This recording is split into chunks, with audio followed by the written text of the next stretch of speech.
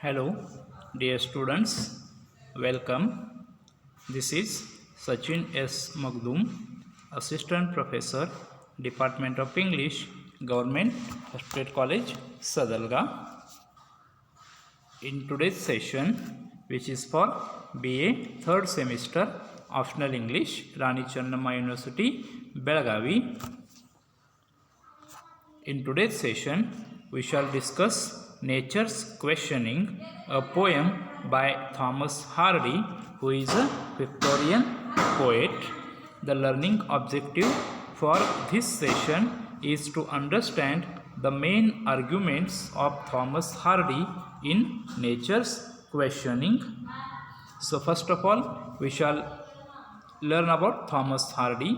So Thomas Hardy was a Victorian poet who was born at Upper Bockhampton, Dorset on 2nd June 1840. He inherited from his father a love of music and from his mother a love of reading.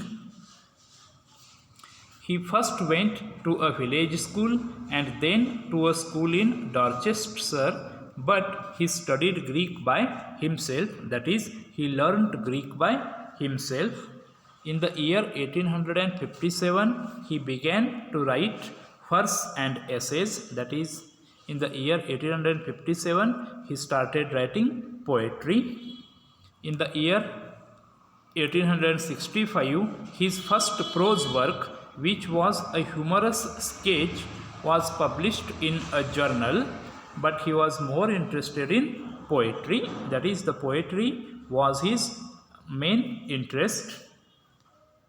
In the 1870, his first novel, Desperate Remedies, was published, and after 2 years, that is in the year 1872, his next novel, Under the Greenwood Tree, appeared. Then in the year 1873, his third novel, A Pair of Blue Eyes, was published.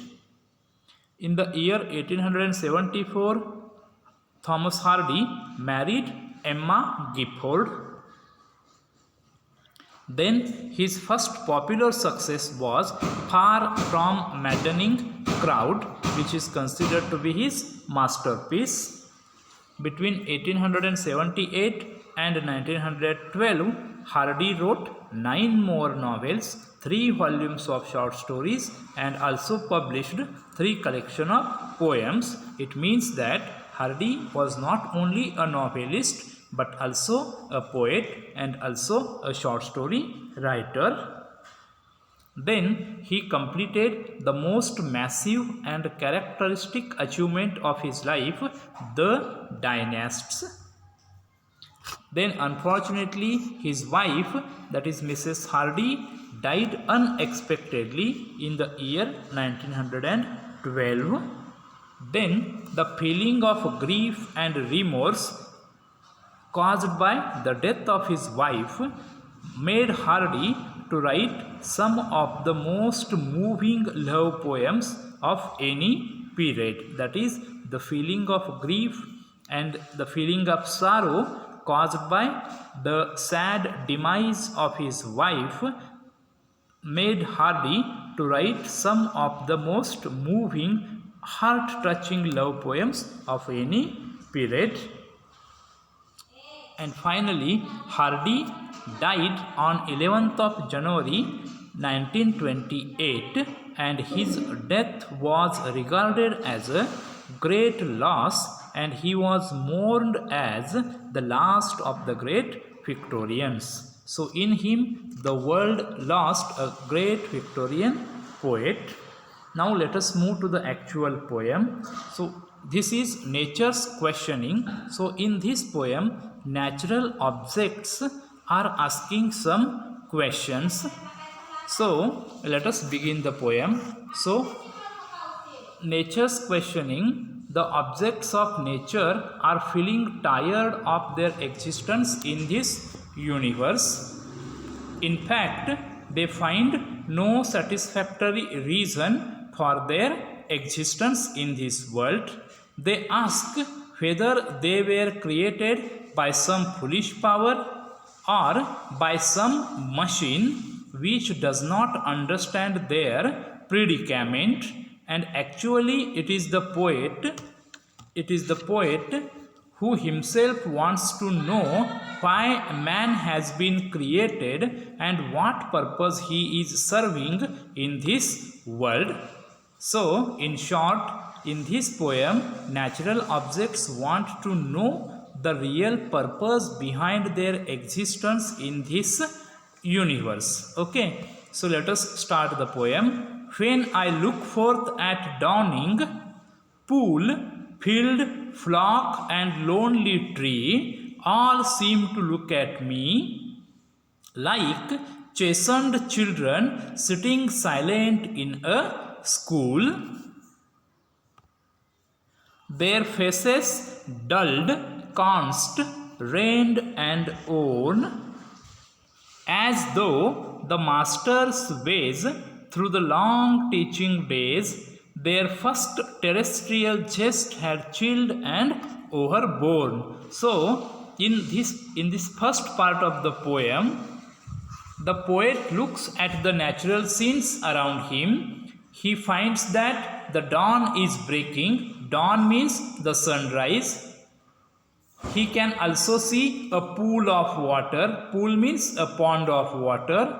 The field stretching before him. The field is greenery, that is the green field is stretching before him. Then a flock of sheep in the pasture. Flock of sheep means a group of sheep. And also a single tree growing somewhere near, that is lonely tree. So the poet can observe these things. But it seems to him that all these objects of nature are gazing at him or are looking at him. The manner in which these objects of nature seem to gaze at him reminds the poet of a group of children sitting silently in the classroom and looking at their teacher. So here the poet has compared the silence of these natural objects with the silent children sitting in a school. Now the children in the classroom sit there. They are silent because their teacher has warned them that if they make any noise, they would be severely punished. So under such a strict teacher, the children lose all their enthusiasm for coming to school. So the objects of the nature also seem to have lost their zest or their interest for life. What he means to say is that the objects of nature no longer have any desire to continue to exist in this universe. Of course, the poet's real meaning is here that the human beings are losing their interest in life because of the difficulties, the hardships, and the misfortunes which they have already suffered and which they can foresee in future. So in simple terms, the poet wants to convey the idea that human beings are absolutely uninterested in continuing to exist in this universe because of the many difficulties, hardships, and mishaps that befall them. So let us continue. And on them stirs in leaping's mare, we wonder, even wonder, why we find us here. Had some vast imbecility, mighty to build and blend, but important to tend, framed us in jest and left us now to hazardry. So here the objects of nature have asked some questions. So the objects of nature want to know something. First of all, they want to know why they have been brought into existence or why they have been created. Then they want to know who has brought them into this world. It seems to them that some great power that is mighty. Mighty means great power. Some great power has created them, but that power is most stupid and devoid of intelligence. So the mighty power which created these natural objects is stupid and is not intelligent.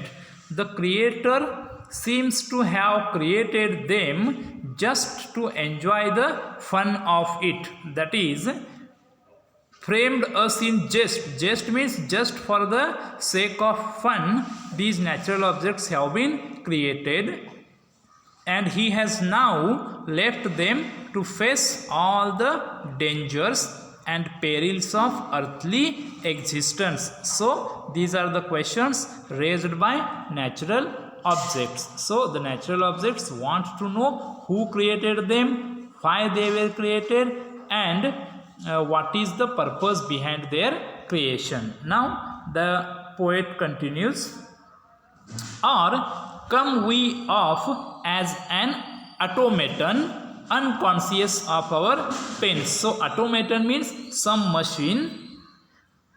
Or are we live remains of Godhead dying downwards, brain and eye now gone?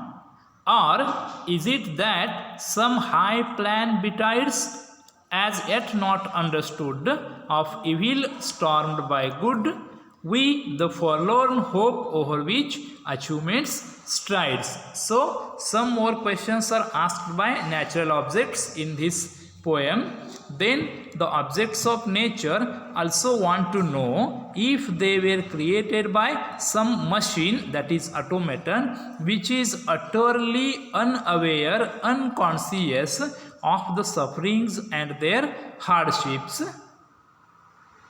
They want to know if they have been created by God, that is Godhead, but that God is dying, who has already lost much of this power of thought, that is Godhead dying downwards, and brain and eye is now gone, who has lost the power to think and to see, whose faculties are declining, and who would ultimately die.